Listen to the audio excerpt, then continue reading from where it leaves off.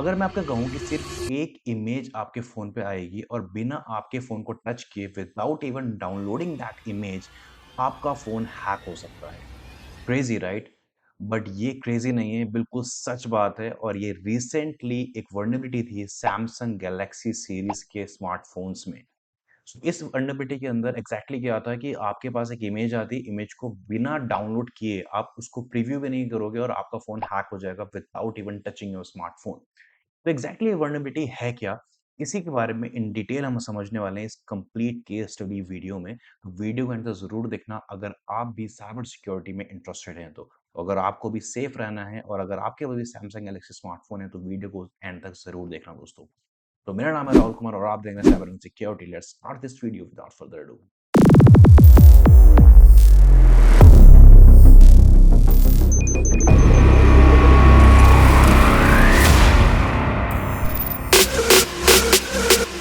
तो इस पूरी वीडियो को समझाने के लिए हमारे पास एक पीपीटी मैंने रेडी करी है जिसका नाम है एक्सप्लॉइटिंग सूटकेस।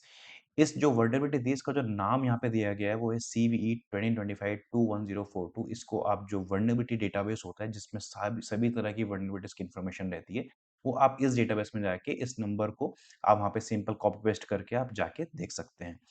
सो बेसिकली पूरा स्टार्ट करने से पहले let me introduce you exactly ये जीरो डे वर्नेबिलिटी थी क्या।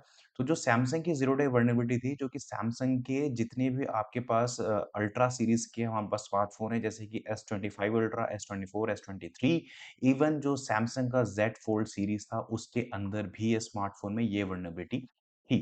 तो ये जो वर्नेबिलिटी थी ये सैमसंग के इमेज प्रोसेसिंग लाइब्रेरी, इसका नाम है library image codec dot Quram dot expo जो बेसिकली शेयर्ड ऑब्जेक्ट लाइब्रेरी है।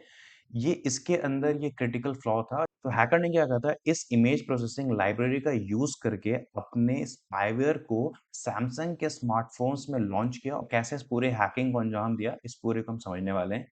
तो हैकर्स ने इस लाइब्रेरी का यूज करके हैकिंग अटेम्प्ट करा था and with the help of DNG image. DNG image की फुल फॉर्म होती है डिजिटल नेगेटिव। एक तरह का इमेज का फॉर्मेट होता है जिस तरह के हमारे पास पीएनजी इमेज होती है, जेपीईजी इमेज होती है, उस तरीके से एक रॉ इमेज का फॉर्मेट होता है डीएनजी इमेज। सिंपल इस डीएनजी इमेज को व्हाट्सएप पे सेंड करके किसी का भी सैमसंग अल्ट्रा सीरीज का फोन को हैक किया जा सकता था। So before we understand the attack पहले हम समझते हैं कि जीरो डे वल्नरेबिलिटी एक्चुअली में होती क्या है। जीरो डे वल्नरेबिलिटीज ऐसी वल्नरेबिलिटीज को कहा जाता है कि जो भी वेंडर होते हैं फॉर एग्जांपल सैमसंग हमारे केस में है, सैमसंग को इस कमी के बारे में नहीं पता था कि उनके किसी लाइब्रेरी के अंदर एक वल्नरेबिलिटी है जिसकी मदद से हैकर हैक कर सकते हैं।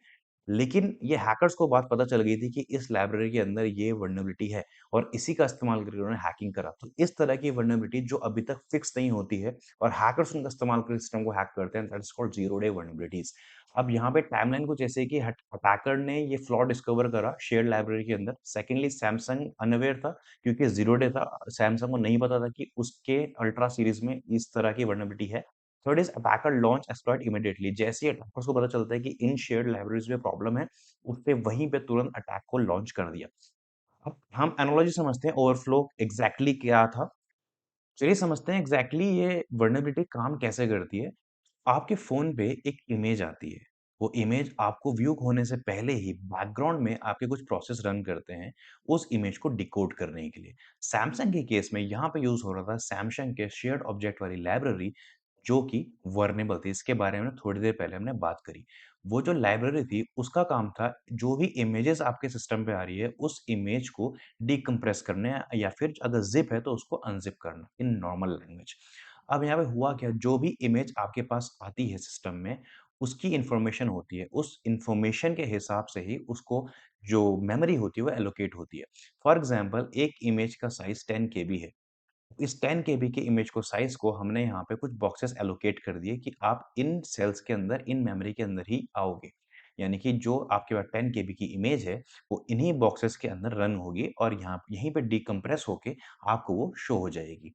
अब यहाँ पे हैकर्स ने क्या करा, एक डीएनजी इमेज सेंड करी व्हाट्सएप पे, डिजिटल नेगेटिव इमेज जो कि एक फॉर्मेट होता है इमेज का। अब यहाँ पे हैकर्स ने क्या करा, डीएनजी इमेज जो उसने सेंड करा था वो इसने मैनिपुलेट कर दी, यानी कि इसके अंदर चेंजेस कर दी। अब जब जो लाइब्रेरी है सैमसंग की उसने जब इस इमेज को ओपन किया तो उसको नजर आया कि यहाँ पे इसको 10 केबी की स्पेस चाहिए, तो उसने 10 केबी की मेमोरी यहाँ पे इसके लिए एलोकेट कर दी। बट इन रियल हुआ क्या, जब को मेमोरी एलोकेशन स्टार्ट हुआ और इमेज प्रोसेसिंग स्टार्ट हुई तो एक्चुअल में इसके अंदर जो डेटा था वो था 20 केबी का। अब जो 20 केबी का डेटा था वो कहाँ जाएगा? क्योंकि 10 केबी तो यहाँ पे स्टोर हो गया। अब जो नेक्स्ट अवेलेबल यहाँ पे स्पेस थी, जो नेक्स्ट अवेलेबल मेमोरी थी, बचा हुआ 10 केबी ने इसको इस्तेमाल कर लिया। अब यानी कि यहाँ पे जो प्रोसेस होगा, यहाँ पे जो भी फंक्शन होगा, बचे हुए 10 केबी ने इसको ओवरराइट कर दिया। अब ओवरराइट करने से हुआ क्या कि जो भी यहाँ पे फंक्शन होना था वो नहीं हुआ, उसने उसको ओवरराइट कर दिया। फॉर एग्जाम्पल हमारे पास एक नोटबुक है, नोटबुक के पास हमारे 2 पेजेज़ हैं, पहला पेज है स्टूडेंट्स के लिए और दूसरा पेज है टीचर्स के लिए। अगर स्टूडेंट बहुत ज़्यादा डेटा राइट कर देंगे तो ये टीचर वाले सेक्शन को भी ओवरराइट कर देंगे और टीचर को लिखने के लिए कोई जगह नहीं बचेगी। एग्जैक्टली यहाँ पे यही हुआ। इस डीएनजी इमेज के अंदर एक स्पाईवेयर था जिसका नाम था लैंडफॉल। अब इस लैंडफॉल स्पाईवेयर का काम ये था कि जैसे ही लैंडफॉल स्पाईवेयर एग्जीक्यूट होगा वो आपके सिस्टम का माइक, आपके सिस्टम का वीडियो, गैलरी, कॉन्टैक्ट सब कुछ एक्सेस कर सकता है। अब यहाँ पे हुआ ही यही कि यहाँ पे जो 10 केबी की स्पेस एक्स्ट्रा बच गई थी उसने रिमेनिंग मेमोरी को ओवरराइट कर दिया। ओवरराइट करने से जो मेमोरी थी वो करप्ट हो गई और देन उसका जो टास्क था वो एग्जीक्यूट हुआ। इसको टेक्निकल ब्रेकडाउन में हम समझते हैं। बेसिकली ये था आउट ऑफ बाउंड्स राइट। अब इस जैसे हमने देखा कि हमारे पास 10 केबी की स्पेस थी और रिमेनिंग 10 केबी को नेक्स्ट वाली मेमोरी ने ओवरराइट कर दिया। उसी को आउट ऑफ बाउंड राइट कहा जाता है। अब यहाँ पे जो लाइब्रेरी का इस्तेमाल करा जा रहा था वो थी libimageCodec.quarem.xo। अब यहाँ पे इसने ट्रिगर क्या किया, .dng की रॉ इमेजेस आई थी आपके स्मार्टफोन में, उसको ट्रिगर किया। मैकेनिज्म क्या था? The library process the image header without verifying if the data set fit the allocated memory buffer. Means जो ये लाइब्रेरी थी उसने ये डिटरमाइन नहीं करा कि इस इमेज को 10 केबी की स्पेस चाहिए या फिर 20 केबी की स्पेस चाहिए। विदाउट वेरीफाइंग इसने उसको उतनी स्पेस एलोकेट कर दी, जिसकी वजह से जो मेमोरी थी वो करप्ट हो गई।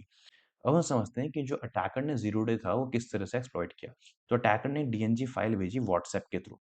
ऑटोमेट प्रोसेसिंग हुआ, फ़ोन ने इमेज को लोड करा, थंबनेल जनरेट हुआ। थंबनेल जनरेट होने के साथ ही आपके पास जो एक डीएनजी फाइल थी उसके अंदर जो स्पाईवेयर था जिसका नाम था लैंडफॉल। अब ये जो स्पाईवेयर था, इस स्पाईवेयर के अंदर था रिमोट कोड एग्जीक्यूशन, यानी कि आप रिमोटली कहीं से भी बैठे हुए, अगर ये यहाँ पे एक हैकर है, हैकर रिमोटली बैठे हुए किसी का भी स्मार्टफ़ोन का एक्सेस ले सकता है। उसी को बोलते हैं रिमोट कोड एग्जीक्यूशन। अब बेसिकली ये था पूरा सिनेरियो जिस तरीके से वल्नरेबिलिटी को एग्जीक्यूट कराया गया। इसको अगर थोड़ा और हम डिटेल में समझ सकते थे लेकिन वीडियो की लेंथ थोड़ी बड़ी हो जाती। तो यहाँ पे इसका जो रेमेडिएशन ये है कि जो भी आपके पास स्मार्टफ़ोन है उसको तुरंत आप अपडेट कीजिए, क्योंकि डेफ़िनेटली आपके पास अपडेट आया होगा अगर आपने अपडेट नहीं किया, क्योंकि सैमसंग को जिस चीज़ के बारे में पता चला था उन्होंने इस वल्नरेबिलिटी को फिक्स किया था और उसके लिए अपडेट रिलीज़ करे थे। तो अगर आपने अपडेट नहीं किया है तो आप उसको अपडेट करें और हमेशा जो भी एप्लीकेशन आप इंस्टॉल करें हमेशा ट्रस्टेड सोर्सेस से ही करें। If you are Android user then always prefer Play Store, और if you are using iOS then आपके पास ऐप स्टोर का ऑप्शन होता है। तो लेसन हमने यहाँ से ये लर्न किया है कि memory safety is critical in image processing libraries. So ये था पूरा वर्नेबिलिटी के बारे में। आई होप आपको वीडियो पसंद आई होगी। वीडियो को पसंद आई तो प्लीज़ आप कमेंट करके अपना फेवरेट सेक्शन ज़रूर बताइए, और अगर आपको ऐसी केस स्टडीज़ के ऊपर वीडियो चाहिए तो डेफिनिटली मैं आपके लिए ज़रूर ला के दूँगा, अगर आपका सपोर्ट मिल जाए तो। Thank you so much for watching this video. Stay safe, stay secure. Will meet next time. Thank you.